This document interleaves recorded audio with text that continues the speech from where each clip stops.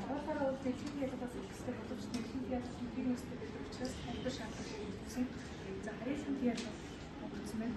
За энэ бол 3 төрлөөр байгаа. За нэгдүгээр бол багшаар төгссөн үгийн араас энэ үслийг дагуулсан. За жишээ нь багшийн өмнө Монгол багшийн үгийг ийм шиг төгсөн шүтгийн учраас ийм гэсэн хэлсэн байна. За дараагийн үн гэсэн хэлбэр. За сүүл ингийн учраас бүсгийн үсчээр төгссөн үгийн араас үн үслийг дагуулдаг. За ингээд тэмдэг гэдэг үг хэлсэн байна. Тийм хэлсэн. Гурван сүүл ингийн үчир төгссөн үгийн араас үн үслийг дагуулдаг. За ингээд сонины гэж хэлсэн байна. За өгш бол дээгээс хоёр төрөлтэй. За энэ дуу. За дуу болон дуу хоёрын нэрийг ахмиж хэлж байна.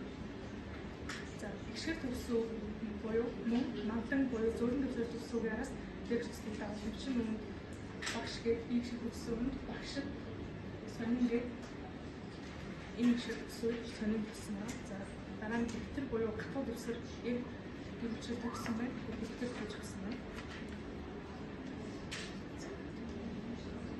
За энэ бол яг хоёр дэвтэр хийж байгаа. За ихшэр төгссөн үгийн араас дээгс үслийг дагуулсан байна. Багш гээд за дараа нь дэвтэр төгссөн үгийн араас нэг дээгс үслийг дагуулсан байна.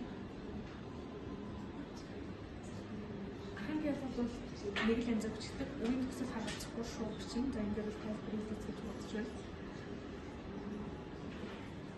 Үеийн ялгыг ихшэр төгссөн араас гимшиг төгснөөс ч хоёр хувааж бичдэг. За ихшэр төгссөн араас бол хөдөөж баар гэж бичдэг. Гимшиг төгссөн араас бол яар гэж бичдэг байна.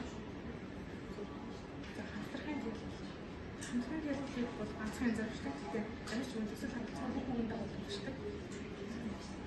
Чиглэлийн ялгыг бол яг нэг хэлбэр бичдэг. Мөн аль төсөл харилцахгүй бүгэн яг бичдэг байна.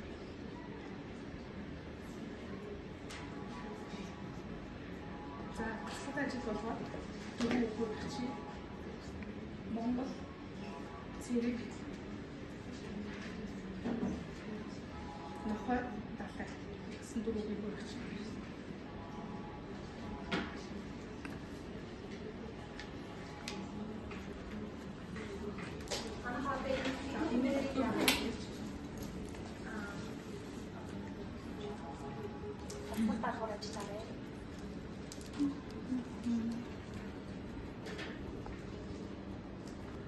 би 이거 내가 다